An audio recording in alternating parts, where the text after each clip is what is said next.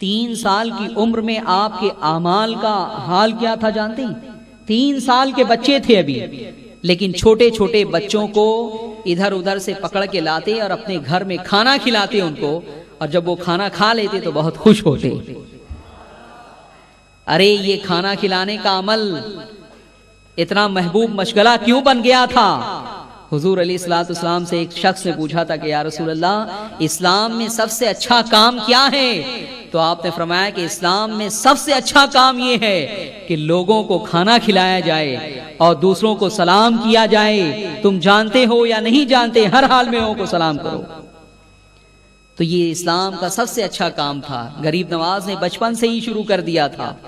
3 سال کے بچے تھے اور چھوٹے چھوٹے بچوں کو اپنے گھر میں لاتے اور اس کے بعد انہیں کھانا کھلاتے۔ اب بچپن میں کھیل کود سے کوئی رغبت نہ تھی، کبھی کھیل کود سے جو ہے وہ دلچسپی نہ لی، کسی نے کھیلتے اور کودتے آپ کو جو ہے وہ نہیں دیکھا۔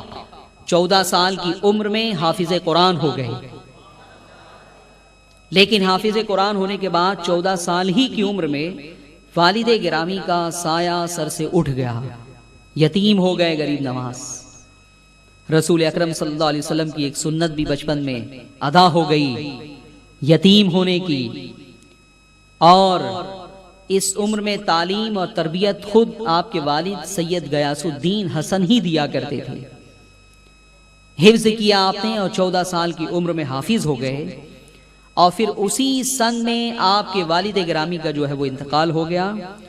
اب آپ صرف اور صرف والدہ کے زیر سایہ پرورش پاتے رہے۔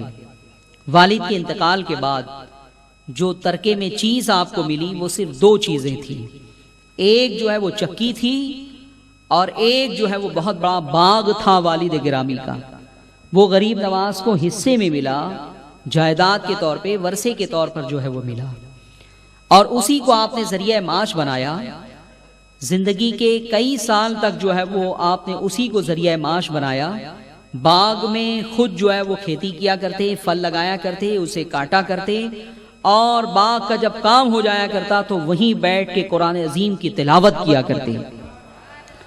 اللہ تبارک و تعالیٰ نے آپ کو بڑی دردناک آواز عطا فرمائی تھی، بڑی پرسوز آواز عطا فرمائی تھی۔ حسین و جمیل بھی تھے، خوبصورت بھی تھے، اور آواز بھی بڑی شاندار تھی، اور جب قرآن عظیم پڑھتے تھے تو مخلوق خدا خاموش ہو جانے پر مجبور ہو جاتی تھی۔ اور اسی کا نتیجہ تھا کہ آپ کچھ دنوں تک تو خود کرتے رہے، بعد میں کیا ہوا جانتے ہیں؟ باغ کا سارا کام غیب سے جو ہے وہ ہو جایا کرتا۔ جب آپ باغ میں پہنچتے تو دیکھتے کہ باغ کی صفائی ہو چکی ہے، درختوں کو پانی دیا جا چکا ہے، اور پھل جو ہے وہ درخت سے توڑ کے ایک جگہ جمع کیے جا چکے ہیں۔ آپ کو حیرت ہوئی شروع میں کہ یہ کیسے ہوا؟ جو کام مجھے کرنا تھا آ کے، میرے آنے سے پہلے ایسا محسوس ہوتا ہے کہ کسی نے آ کے جو ہے وہ کر دیا ہے۔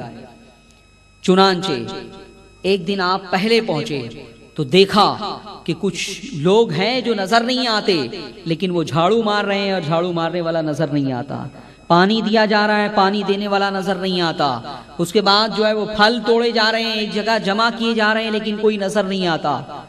تو آپ نے کہا دوست کو دوست سے پردہ نہیں کرنا چاہیے، تم کون ہو؟ میرے سامنے آؤ تاکہ میں تمہارے احسان کا شکریہ تو ادا کر سکوں۔ اس کے بعد 6 افراد آپ کے سامنے آئے، وہ جن تھے۔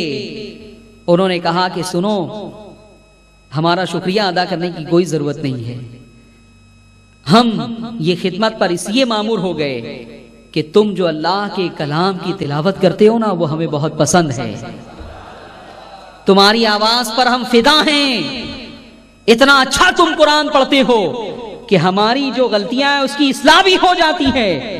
اس لیے سے ہم 6 افراد نے یہ طے کر لیا ہے کہ ہم جو ہے وہ تمہاری خدمت کریں گے، تو یہ کام ہم کر دیا کرتے ہیں، تو تم ہمارے استاذ بھی ہو، ہم نے قرآن کی اصلاح کی ہے، اس لیے ہم کو تم سے کوئی معاوضہ نہیں چاہیے، ہم یہ نہیں چاہتے کہ تم جو ہے وہ شکر ادا کرو۔